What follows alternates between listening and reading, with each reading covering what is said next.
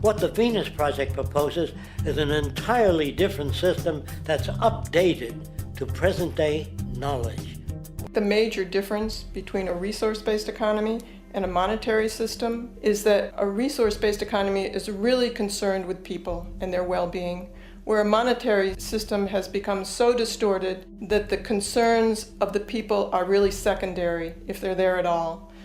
We're given notions about the respectability of work, and I really look at it as being paid slavery. They're brought up to believe that you shall earn your living by the sweat of your brow. That holds people back, freeing people from drudgery, repetitive jobs which make them ignorant. You rob them. In our society, that is a resource-based economy, machines free people. You see, we can't imagine that because we've never known that kind of world. If we look back at history, we see a very clear pattern of machine automation slowly replacing human labor. From the disappearance of the elevator man to the near full automation of an automobile production plant, the fact is, as technology grows, the need for humans in the workforce will continually be diminished. This creates a serious clash, which proves the falseness of the monetary-based labor system. For human employment is in direct competition with technological development. Therefore, given the fundamental priority of profit by industry, people through time will be continually laid off and replaced by machine. In a high-technology, resource-based economy, it is conservative to say that about 90% of all current occupations could be phased out by machines, freeing humans to live their life without servitude, for this is the point of technology itself. And through time, with nanotechnology and other highly advanced forms of science, it is not far-fetched to see how even complex medical procedures could be performed by machines as well, and based on the pattern, with much higher success rates than humans get today. It's not politicians that can solve problems. They have no technical capabilities. They don't know how to solve problems. Even if they were sincere, they don't know how to solve problems. It's the technicians that produce the desalination plants. It's the technicians that give you electricity, that give you motor vehicles, that heat your house and cool it in the summertime. It's technology that solves problems, not politics. Politics cannot solve problems because they're not trained to do so. And writing your congressman is fantastic.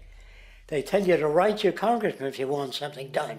The men in Washington should be at the forefront of technology, the forefront of human studies, the forefront of crime, all the factors that shape human behavior. You don't have to write your congressman. What kind of people are they that are appointed to do that job? And the question that's raised by politicians is, how much will a project cost? The question is not how much will it cost. Do we have the resources? And we have the resources today to house everyone, build hospitals all over the world, build schools all over the world, the finest equipment and labs for teaching and doing medical research. So you see, we have all that, but we're in a monetary system. And in a monetary system, there's profit. What we want to do is to eliminate the causes of the problems, eliminate the processes that produce greed and bigotry and prejudice and people taking advantage of one another and elitism, eliminating the need for prisons and welfare. We have always had these problems because we have always lived within scarcity and barter and monetary systems that produce scarcity. Instead of putting up a sign, drive carefully, slippery when wet, put abrasive in the highway so it's not slippery when wet. And if a person gets in a car, they're drunk, and the car oscillates a great deal, there's a little pendulum that swings up and back, and that'll pull the car over to the side. Not a law solution. Put sonar and radar in automobiles so they can't hit one another. Man-made laws are attempts to deal with occurring problems, and not knowing how to solve them, they make a law. If people have access to the necessities of life without servitude, debt, barter, trade, they behave very differently. You want all these things available without a price tag. Now then, you gotta have a price tag. Well, what'll motivate people? Man gets everything he wants, he just lay around in the sun. This is the myth they perpetuate. People in our culture are trained to believe that the monetary system produces incentive. If they have access to things, why should they want to do anything? They will lose their incentive. That's what you're taught to support the monetary system. When you take money out of the scenario, there would be different incentives, very different incentives. When people have access to the necessities of life, their incentives change. What about the moon and the stars? New incentives arise. If you make a painting that you will enjoy giving it to other people, not selling it. I think most of the education that I've seen today is essentially producing a person for a job. It's very specialized. They're not generalists. People don't know a lot about a lot of different subjects. I don't think you could get people to go to war if they knew a lot about a lot of things. I think education is mostly rote, and they're not taught how to solve problems. They're not given the tools, emotionally or within their own field, of how to do critical thinking. A resource-based economy, the education would be very different. Our society's major concern is mental development and to motivate each person to their highest potential. Because our philosophy is the smarter people are, the richer the world, because everybody becomes a contributor.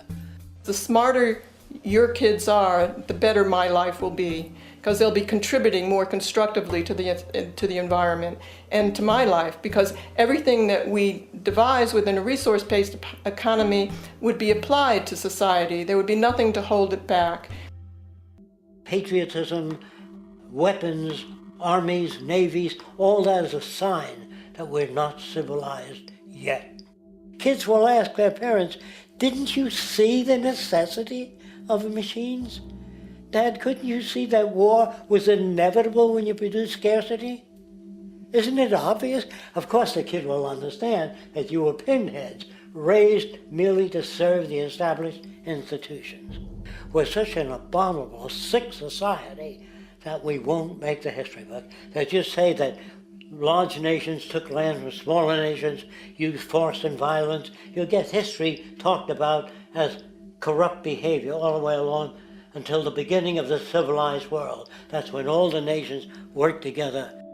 World unification, working toward common good for all human beings, and without anyone being subservient to anyone else. Without social stratification, whether it be technical elitism or any other kind of elitism, eradicated from the face of the earth. The state does nothing because there is no state. There is no state. The system I advocate, a resource-based global economy, is not perfect. It's just a lot better than what we have. We can never achieve perfection.